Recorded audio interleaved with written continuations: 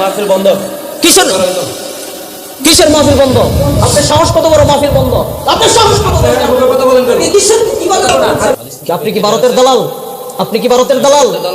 আপনি কি ভারতের দালাল? আপনি কি ভারতের দালাল? এখান থেকে ওনার সরান, সরান ওখান থেকে ওনার সরান। আর আমি আলোচনা করবো না, আমি চলে যাবো না, আমি চলে যাবো ওখান থেকে। আলোচনা না, আমি ওনার শেষ, আমি চলে যাবো। কিসের চলে যাবো? আপনার মতো নেতা কিসের উল্টাপাল্টা কথা বলছি? আমি কিসের উল্টাপাল্টা কথা বলছি? আমি কি, আপনি কি বলছেন? আসসালামু আলাইকুম রহমতুল্লাহ। প্রিয় দর্শক, আপনারা দেখলেন গত রাত্রে হাফেজ মাওলানা লোকমান হুসাইনের মাহফিলে একজন নেতা বাধা দিয়েছে। আসলে এরা নামধারী বিএনপি, আগে ছিল এরা ভারতের দালাল আওয়ামী লীগ, এখন তারা নামধারী বিএনপি হয়েছে। দেখেন কিভাবে বক্তার মাহফিলে বাধা দেয়। ওসমান হাদির কথা বলতেই মাহফিলে বাধা দেয়। কেন তার মাহফিলে বাধা দিয়েছিল, কি বলেছিলেন, চলুন আমরা প্রথম থেকে আমরা ভিডিওটা দেখি কেন বাধা দেওয়া হলো। আমাদের শহীদ উসমান হাদি ভাই, এই শহীদ উসমান হাদি ভাইকে নির্মমভাবে গুলি করে হত্যা করা হয়েছে শাহবাগ মোড়ে। এখনো পর্যন্ত শাহবাগ মোড়ে তারা আন্দোলন করতেছে বিচারের জন্য, অথচ প্রশাসনের কোনো আওয়াজ নেই, সরকারের কোনো আওয়াজ নেই, সরকারের কোনো আওয়াজ নেই, প্রশাসনের কোনো আওয়াজ নেই। কারণটা কি? কারণটা হলো ভারতের দালালে বাংলাদেশ ভরে গেছে। এই বাংলাদেশটা ভারতের দালালে ভরে গেছে। ভারতের দালাল বাংলাদেশটাকে গিলে খেয়ে ফেলছে। তারা চাচ্ছে যে বাংলাদেশটাকে নিয়ে নিবে, কিন্তু আমরাও বলে দিতে চাই বাংলাদেশটাকে নেওয়া এত সহজ নাই। ভারতের নরেন্দ্র মোদী যতই চেষ্টা করুক না কেন, বাংলাদেশের দিকে চোখ তুলে যদি তাকাই তাহলে আমরা কাঁটা চামিচ দিয়ে চোখ উগড়ে ফেলবো, ঠিক কিনা বলো? এই ভারতের দালালের জন্য বাংলাদেশটাকে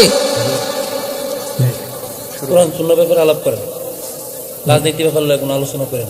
তো কোরআন সুন্নাহ বিষয়ে আলোচনা করতেছি, রাজনীতি করতে আলোচনা করলাম, কোরআন সুন্নাহ বিষয়ে তো আলোচনা করতেছি। কোরআন সুন্নাহ যেটা চলে এটাই করেন। তো কোরআন সুন্নাহই তো করতেছি, আমি তো কোন রাজনীতি কি আলোচনা করলাম? ভারতরা বাংলাদেশকে গিলে খাচ্ছে, এই নরেন্দ্র মোদী বাংলাদেশটাকে দখল করার চেষ্টা করতেছে। এইসব বিষয় নিয়ে কি জাতিকে কিছু জানাবার দরকার আছে না নাই? আমি আপনার যেটা কইছি এটা করেন। আপনি কি বলছেন? কথা বলেন। হাদিস, আপনি কি আমাকে হাদিস বুঝাবেন? 18 বছর পড়াশোনা করে আসছি কি আপনার মতো জাহেল মূর্খের কাছ থেকে আমি হাদিস শিক্ষার জন্য নাকি? আপনি আমাকে কি শিক্ষা দিবেন? আপনি আমাকে কি শিক্ষা দিবেন? হ্যাঁ, কোরআন সম্পর্কে আপনি কি শিক্ষা দিবেন? পড়াশোনা কি এমনি করছি?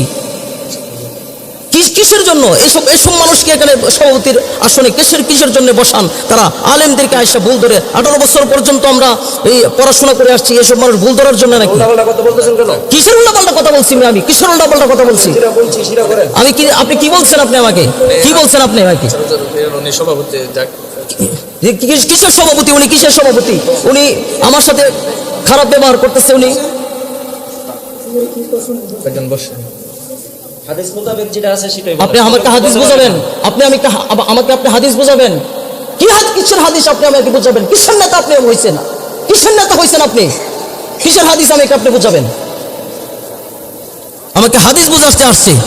18 বছর লেখাপড়া করছি, অজ্ঞ মূর্খর দরের কাছ থেকে আমাদের শিক্ষা করার জন্য নাকি আমরা প্রত্যেকটা মাহফিলে, ওয়াজ মাহফিলে এরকম ভাবে কিছু নেতা নামের পাতি নেতা এসে আমাদেরকে বাধা দেয়, আলেমদেরকে ভুল ধরে। তার সাহস কত বড়!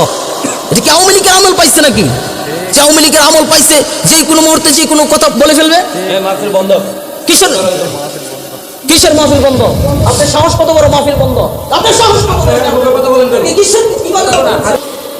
এই বাংলার জমিনের মধ্যে এসব নেতা খেতা পাতি নেতা যেগুলো আছে, কোরআন মাহফিলের মধ্যে বাধা দেয়, এগুলাকে জুতা পিটা করে বাংলাদেশ থেকে তাড়াতে হবে। জুতা পিটা করে তাড়াতে হবে বাংলাদেশ থেকে। সাহস বেড়ে গেছে এগুলা। হাদিসের আলোচনা করেন। আবারও বলতেছে দেশের বিরুদ্ধে কথা বলছি, হাদিসের বিরুদ্ধে। হাদিসের আলোচনা করছি না এখানে। দেশের বিরুদ্ধে কি বললাম আমি? দেশের বিরুদ্ধে কি বলছি? দেশের বিরুদ্ধে আপনি বলেন আমাকে। ভারতকে নিয়ে আমরা আলোচনা প্রয়োজন নেই। আপনি কি ভারতের দালাল? আপনি কি ভারতের দালাল? আপনি কি ভারতের দালাল? আপনি কি ভারতের দালাল? এখান থেকে ওনার সরান, ওখান থেকে ওনার সরান। আর আমি আলোচনা করবো না, আমি চলে যাবো না, আমি চলে যাবো ওখান থেকে। আলোচনা না, আমি আমি চলে যাবো। কিসের চলে যাবো? আপনার মতো নেতা আসছেন মাহফিলের মধ্যে বাধা দেওয়ার জন্য। কিসের নেতা হয়েছেন আপনি? আপনারা দেখলেন আসলে তার সাহস আছে বলতে হয়, কিভাবে তাকে একেবারে নাস্তানাবুদ করলো। দেখেন ওসমান হাদিকে নিয়ে কথা বললো আর ভারতের বিরুদ্ধে কথা বললেই তার গায়ে লাগে কেন?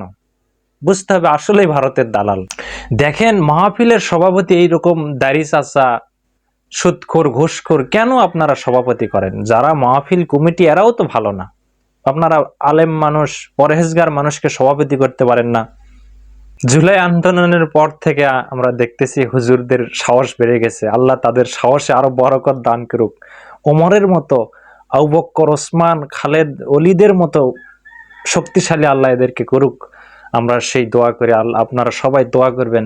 এইভাবেই শক্তিশালী হলেই এই শয়তানেরা, এই নেতা খেতারা মাহফিলে কোনোদিন বাধা দেওয়ার সাহস পাবে না। আর যাই করুক, হুজুরদের বিরুদ্ধে লাগতে আসবে না। এইরকমই তাদের বিরুদ্ধে প্রতিক্রিয়া দেখানো উচিত, আমি এটাই মনে করি।